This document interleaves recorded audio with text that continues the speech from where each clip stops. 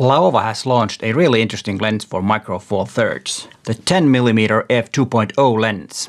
And I've had it for a couple of days, and here is my review of that lens. Hi there, my name is Peter Forsgaard, and I am an Olympus visionary and a professional photographer from Helsinki, Finland. And let's start with the disclaimer. This lens is not mine. It was sent from Laowa to me for testing and making a video for the day it was launched, which is today when the video was published. They don't pay me to do this review, neither do they say what I need to say about the lens. So everything I say about the lens is my own opinion based on my couple of days of testing the lens. But let's start with look and feel. Laowa has made some interesting lenses before, and they have a very impressive lineup of lenses, and now I'm really glad that they have made these wide-angle lens for Micro Four Thirds. They've already have 7.5 and 9mm, I think, for Micro Four Thirds, but this one 10mm f2.0 lens is really interesting, and as usual, it's very well made. And what's really great about these new Laowa lenses for Micro Four Thirds, even though they are manual focus, they do have electronic contacts, so it will talk with the camera so that the aperture information, for example, goes into the EXIF data, and also you can control the aperture from your camera the exact same way you do with Olympus M.Zuiko lenses. Okay, I do, to be honest, like the aperturing on a lens. I'm a bit old school on that. But when using lenses from M.Zuiko and Laowa, it's a nice thing that you can control the aperture from the same place with all of your lenses. And also, as I said, you will see the aperture value in the EXIF data because it will be recorded to the EXIF data, and that's really good. The size is about the same as the 12mm f2.0 M.Zuiko lens, as you can see from this photograph. And as you can see, it's a very stylish lens too. It's kind of like a retro feeling, even though it's a brand new lens. And I really like the style of these lenses. And then the specs of this lens. Well, it's a 10mm f2.0 lens for Micro Four Thirds, and the angle of view is 96 degrees. And here is a comparison to Olympus 12mm f2.0 lens what comes to the angle of view. There's a bit of a difference, so if you want a bit wider than the 12mm M.Zuiko lens, then this could be an option. And here are the other specs.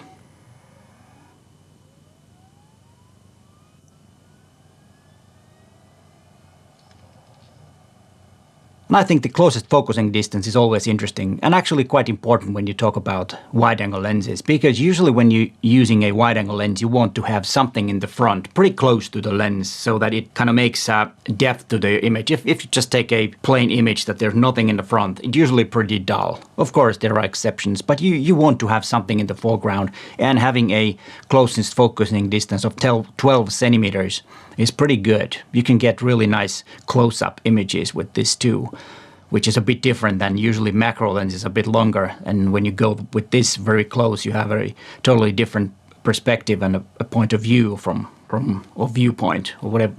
I don't know what that's called, but you know what I mean. And also the weight is only 120 grams, so it goes very well with the smaller body. I have it on the EM10 Mark IV on this, and as you can see, it fits really nice, and it's really well balanced when you have it on a smaller OMD body. Of course, with the EM1 cameras, it's no problem with that either. It's very balanced.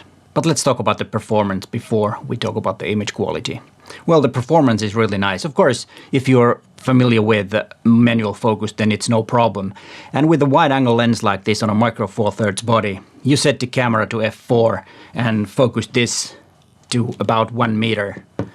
You will basically have everything sharp in your image. And if you stop down a bit more, then you definitely will have everything sharp in your image. So this one is really, in that sense, a good one for street photography if you don't want that, really blurry background. But the classical way of doing street photography is okay if you have a lot of depth of field, because the bokeh thing is pretty new. They didn't talk about bokeh back in the days when street photography was the big thing.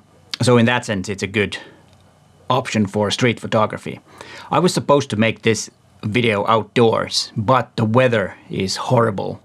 And since this is not weather sealed lens, I decided to be here in my office and talk about the lens like this. But don't worry, there will be some images that I took. The performance was really nice. It was really easy to use, and since I'm very familiar with manual focus, it's not a problem for me to have a manual focus lens. I'm used to it, and with the help of peaking and magnifying, it's actually quite easy to do. And the focusing ring is quite short, so there is not much to turn. It doesn't, you don't need to go all the way around. It's just like this, very easily. Or very easy to focus in that sense, because sometimes the manual focus lenses have very, very long focusing ring, so you have to turn it really like 360 degrees almost to focus from the closest to infinity. But this is only a short distance, which is really good. And the manual focusing ring is also really smooth. It's not too tight, but it's not too loose either. So it's really easy to use. And before we start talking about the image quality, let's look at some images that I've made with this lens.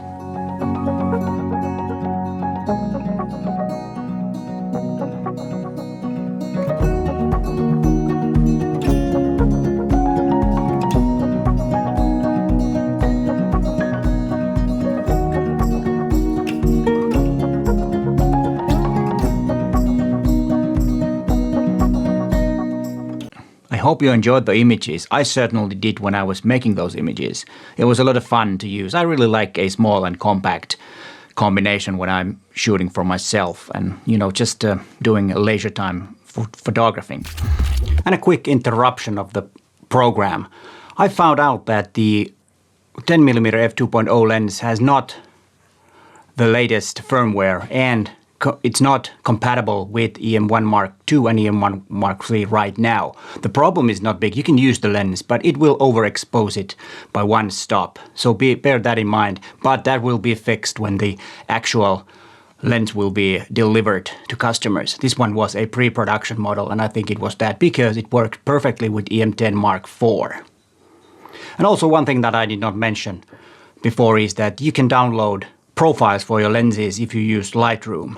The 10mm profile wasn't there yet, but I bet there will be one. And if you have other Laowa lenses, go check out the link that I've put in the description of this video to see if your particular Laowa lens has a lens profile for Lightroom.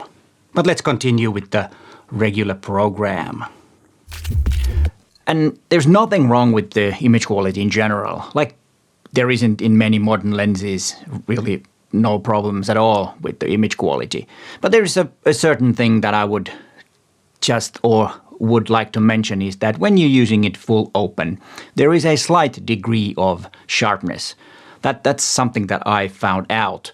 There aren't any big distortions. That's fixed really well, so this is really a good lens for architecture in the cities or wherever you need to have straight lines in the corner and do not want to correct those images. In that sense, it was a really good lens.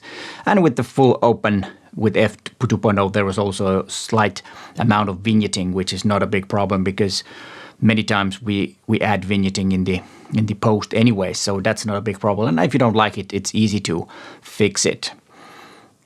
So stopping down a bit is most likely the wisest thing to do. And also other problems like chromatic aberration is not a big problem on this lens, and that also can be fixed easily. So I wouldn't be really worried about small things like that when choosing a lens. It's more about look and feel, how it performs otherwise, how fun it is to use and such like and things like that. And I think it's worth considering this lens. And my conclusion of all this is that I'm really happy that Laowa has started to make these micro four thirds lenses that has the electronic contacts so that the information goes through to EXIF, and also you can adjust the aperture from the camera. Even though, as I said before, I like the aperture ring, but still it's a good thing. It's always there. It doesn't matter what lens you have, you adjust the aperture from the camera. And also the size of the lens is very good. And this is a alternative to 12mm M.Zuiko lens, which is a bit more expensive, which comes to the price of this lens, which is around 300 euros/dollars. And I do have a link to Laowa online store where you can get that. It is an affiliate link. I have never used it. I didn't realize that I actually had a affiliate link, but I do. And if you use that, then I will get a small commission. But, you know, it's a win-win situation. You don't pay any extra, and you can support my channel at the same time. So it's a win-win situation, as I said. But all in all, I really like the Laowa lens, and thanks Laowa for letting me test this lens before it was published. And if you're interested in other Laowa lenses, I do have a couple of more videos about Laowa, and you can find them from there.